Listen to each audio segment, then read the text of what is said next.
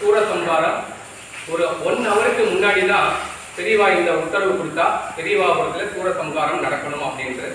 So இப்போ எங்களுக்கு தெரிஞ்ச வரைக்கும் பெரியவா எங்களுக்கு கொடுத்த அந்த ஐடியா கான்செப்ட்ல இப்போ நம்ம சூரசம்ஹாரம் பெரியவாபுரத்தில். ராம் ராம் பெரியவா சரணம்.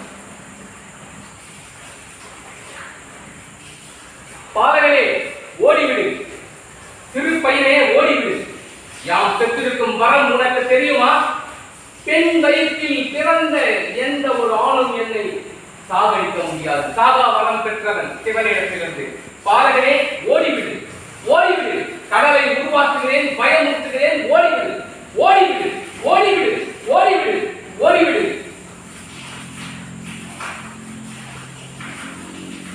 ஓடிவிடு, ஓடிவிடு, ஓடிவிடு, ஓடிவிடு, ஓடிவிடு. யார் இவன்?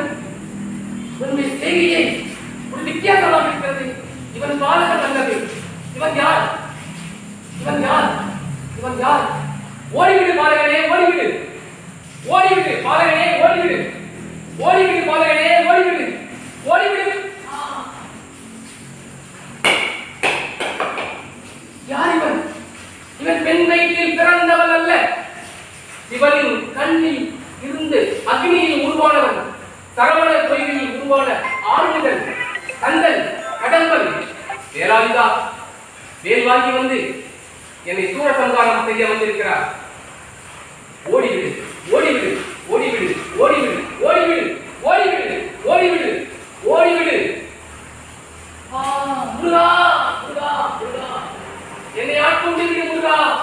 நான் உணர்ந்தேன் பெரியவாபுரத்தில் எப்படி திருச்செந்தூரிலே கடலாக இருக்கிறேனோ பெரியவாபுரத்திலே அரணாக இருந்து பெரியவா பக்தர்களை காப்பேன். என்னை ஆட்கொண்டு விடு முருகா, என்னை ஆட்கொண்டு விடு முருகா. ராம் ராம் பெரியவா சரணம். உங்க மனசுக்குள்ள இருக்கிற அத்தனை பிரார்த்தனையும் பெரியவா நிறைவேற்றி கொடுக்கணும் அப்படின்னு இந்த சூரசம்ஹார நிகழ்ச்சி முடிவு செய்கிறோம். ராம் ராம் பெரியவா சரணம்.